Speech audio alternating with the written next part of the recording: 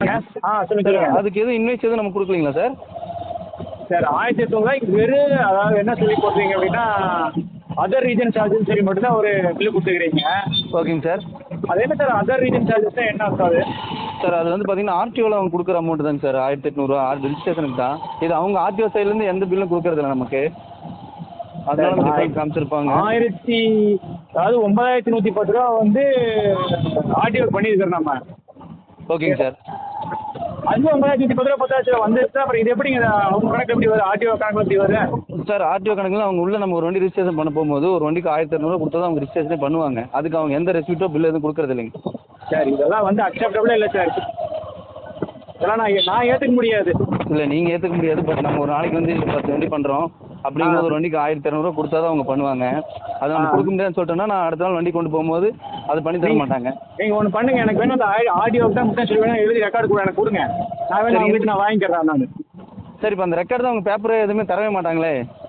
இப்போ எனக்கு பேப்பராக கொடுத்தா பரவாயில்ல, நம்ம உங்களுக்கு தரலாம். அவங்க தரமாட்டாங்க. சரிங்களா? ஓகே, நீங்கள் தரலாமில்ல. இவங்க ஆடியோவுக்கு தான் நான் கொடுக்குறேன்னு சொல்லி கொடுக்குறாங்க இல்லைங்க சார். அதுக்கு தான் உங்களுக்கு அதிலே போட்டுருக்கோம் ரிஜிஸ்ட்ரேஷன் ஹேண்ட்லிங் சார்ஜ் போட்டு தான் கொடுத்துருக்கோம். நாங்கள் போடாமல் கொடுத்தா பரவாயில்ல, அதுவும் போட்டு தான் நீங்கள் ரிஜிஸ்ட்ரேஷன் சார்ஜ்னு சொல்லி போட்டு 9110 ரூபா நான் நீங்கள் கட்டிக்கிறீங்க சரிங்களா சார்? அது வந்து ரோட் டேக்ஸு. ரோட் டேக்ஸ் எல்லாமே வேறு, ரிஜிஸ்ட்ரேஷன் ஃபீஸ் வேறு சார். ரிஜிஸ்ட்ரேஷன் ஃபீஸ்னா எல்லாமே லீகலாக தானே போகுது, இல்லீகலாக எப்படி போகுது சார்? இங்கே வந்து இல்லீகலாக தான் சார் வாங்குவாங்க. அவங்க எந்த இதுக்கு ஒன்றும் தர மாட்டாங்க. நான் ஒரே ஒரு கேள்வி மட்டும் கேட்குறேங்க. சொல்லுங்க. வண்டி வாங்குறேன், வண்டிக்கு ஜிஎஸ்டி நான் கட்டுறேன். Okay sir. 28% அதுவும் லீகலாக போகுது. ஓகேங்க. இன்சூரன்ஸ் வாங்கினா அதுக்கும் ஜிஎஸ்டி போகுது, அதுவும் லீகலாக பேப்பராக வருது.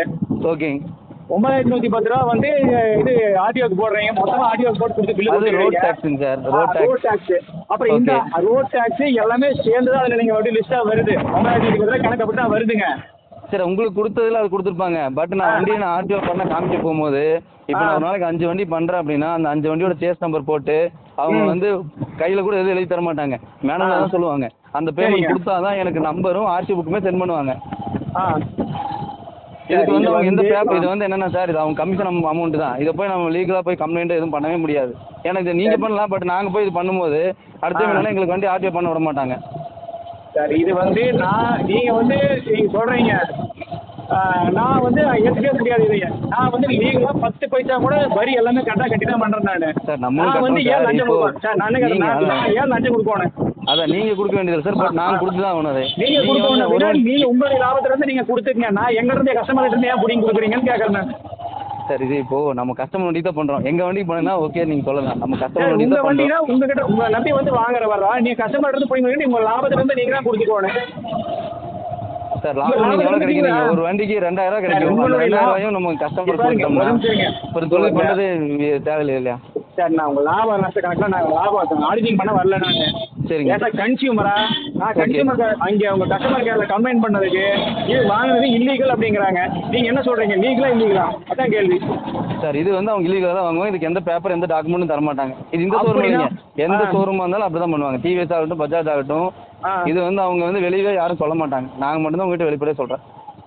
இப்போ அந்த 1819 ரூபா வந்து அது எப்படி அது என்ன கணக்கில் வருது? 1819 ரூபா வந்து அவங்க ஆர்டிஓக்கு போகுதுங்கிறீங்க நீங்கள்?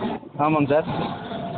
அது என்ன கணக்கில் அவங்க வாங்குறாங்கன்னு கேட்குறாங்க. அது வந்து அதான் சொல்கிறேன் பாருங்க. அவங்க வண்டி ஒரு ஆர்டிஓ ரிஜிஸ்ட்ரேஷன் ஒரு டீலர்லேருந்து ஒரு வண்டி போகுது அப்படின்னா இது கொடுத்தா மட்டும்தான் அவங்க ஆர்டிஓ பண்ணுவாங்க. பண்ண மாட்டாங்க. இப்போ பண்ணுவாங்க, அந்த அன்னைக்கு பண்ணிடுவாங்க. அடுத்த நாள் நான் வண்டி கொண்டு போகும்போது நேற்று எவ்வளோ பேலன்ஸ் வண்டி நான் பண்ணாமல் வச்சிருக்கணும், பேமெண்ட் கொடுக்காம வச்சிருக்கணும்.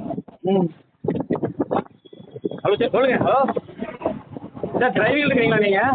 இல்லைங்க சார், நான் ஓரமாக நின்று தான் இருக்கேன். சொல்லுங்கள் சார், சொல்லுங்கள். நான் இல்லை, இதுதான் சார் ப்ராப்ளம். இதுக்காக தான் இந்த 1800 டிஃப்ரெண்ட் வருது சார். இந்த 1800 டிஃப்ரெண்ட் என்னால் ஏற்றுக்க முடியாது. ஒன்று எனக்கு ரீஃபண்ட் பண்ணுங்க. ஓகே இல்லைங்களா? அப்புறம் நான் மேற்கொண்டு நான் மேல் நடவடிக்கை எடுக்கிறேன். அது இப்போ நீங்கள் எப்படி பார்க்கணுமோ நீங்கள் பார்த்துக்கங்க. இப்போ ரீஃபண்ட் பண்ணால் எங்கள் சைடில் கவர்மெண்ட்லேருந்து வாங்க முடியாது சார். இப்போ நாங்கள் தான் பண்ணி தரணும். அது நீங்கள் என்ன பண்ணிக்கங்க. எனக்கு என்னுடைய 1819 ரூபா பணம் வருமா வராதா? வராதுன்னா வராது. அது மேற்கொண்டு நான் எப்படி நான் லீகலாக போகணுமோ நான் போய்க்கிறேன். அப்புறம் அதுக்கு மேற்கொண்டு நீங்கள் வந்து நஷ்டம் அதுக்கு மேலே அப்புறம் வந்து இல்லைங்க சார் நாங்கள் 1800 கொடுத்துறேங்கன்னு சொன்னீங்கன்னா அது நான் அக்செப்டபிள் கிடையாது. அது நான் ஓப்பனாக சொல்லிடுறேன். நான் சொல்லு புரியல நீங்கள் சொல்கிறது என்னங்க சார்? இப்போ ஒன்றுமே எனக்கு 1819 ரூபாய் என்னுடைய பணத்தை திருப்பி கொடுத்துருங்க. ஓகேங்க. அது பார்த்து நான் போயிடுறேன் நான். Okay sir. இல்லை நான் தர முடியாது. நீங்கள் ஏன் தர முடியாது? எனக்கு விளக்கமாக எழுதி கொடுங்க. ஓகே. எனக்கு எழுதி கொடுத்தீங்கன்னா என்ன பண்ணுறீங்க? இல்லை சார், எனக்கு ஒரு 10 மினிட்ஸ் டைம் கொடுங்க. இது நான் டிசைட் பண்ண முடியல. ஜிஎம்கிட்ட பேசிட்டு இப்போ உங்களுக்கு லைனில் வரேன். ஒரு 10 நிமிஷம் லைனில் வரேன். சரிங்களா சார்? சரி. ஓகே.